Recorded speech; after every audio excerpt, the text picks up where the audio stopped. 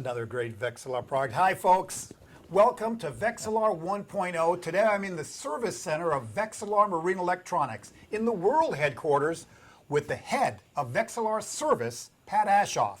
When the phone rings at Vexilar, Pat's the guy who answers. When you send your Vexilar in for service, Pat's the guy who fixes it. How many years have you been with Vexilar now? I've been here 13 years, Tom. 13 years. Has there ever been a Vexilar you couldn't fix? Couple, but not very many. Now, if I were to ask you, what is the average age of a Vexilar that you service? Well, I would say most of them are 10 plus years. See, a lot of folks don't understand that a Vexilar is a long-term investment, and Vexilar has committed to you, the Vexilar owner, for supplying the parts and, of course, the technical knowledge to keep those units running for years and years and years. So it's a lot of fun that you get a chance to use all that experience to help these older units and keep them running. Now, what I've done, folks, is I've actually been listening to Pat on the phone, and I've got down here a few questions that he's been getting on the phone, and I wanted to document it for our YouTube friends here so people can share this knowledge and get it directly from the horse's mouth exactly what's going on. Sounds good. Battery issues.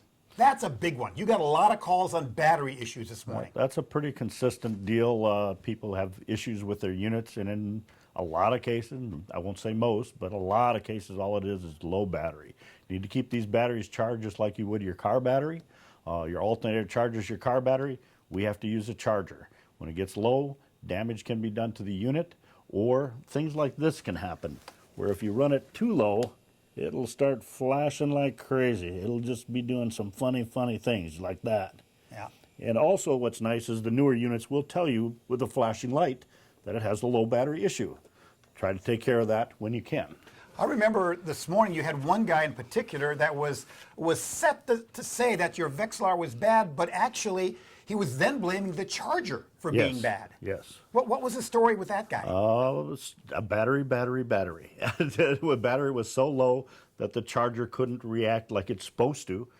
It wouldn't turn red because the battery was so low it couldn't get the charger to engage. So the charger stayed green all the time, so he assumed that the charger was bad. Or, first of all, he probably assumed that the battery was already completely full. So it's a bit confusing sometimes, but that's where you need a voltmeter and make sure that you either have very low battery voltage or good battery voltage to determine whether it's a battery or charger problem. Wow, it was interesting listening to that guy because he was so determined. Absolutely. He was literally yelling at you saying, no, it's the charger.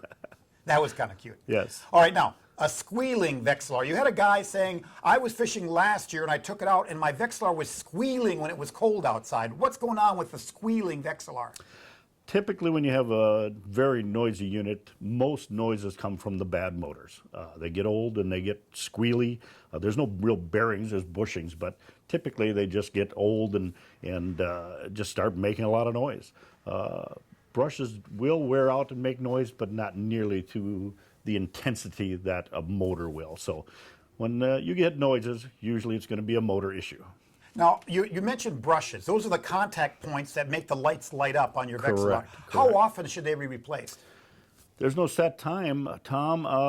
5 to 7 years is maybe about average if you're a really crazy fisherman. But for the most part, I've seen units 10 to 15 years old where the brushes are maybe half or three-quarter worn out. It just depends on how often the unit is used and how long it's used. How much does that cost to replace your brushes? If it's just a brush repair, parts, labor, shipping is about $60 to $70. However, when you start thinking about how many hours you run your unit to wear out your brushes, probably a good idea to put a motor in. It's only a few dollars more. It saves you time in shipping and extra labor down the road. So another good 10 years of use. Absolutely. Oh, well, that's great. Now, you had a call this morning. It was actually quite funny because he's actually quite funny on the phone, folks. He has a lot of fun with customers, and I apologize for those bad jokes ahead of time. He's the guy who wears a short sleeve shirt in the middle of winter while I'm wearing a sweater. I do. All year round he wears a short sleeve shirt. At any rate, it was a question on brightening your lights. Yes. How can you brighten the lights on a Vexilar? Well, if brighten meaning can you make an old unit look like a brand new unit? No. The technology has advanced over the years and the brighter LEDs you just can't use on the old units. You can always get them back to what they were when they were new, and a simple cleaning would do that.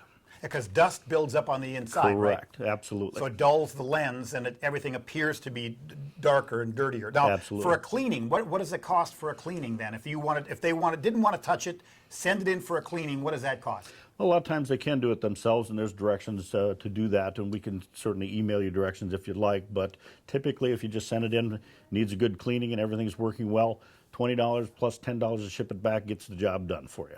Now, one of the biggest things that you were talking about last season, because last season we had a lot of thick ice, a lot of cold weather, Absolutely. and it looks like this year's shaping up to be the same. We hope.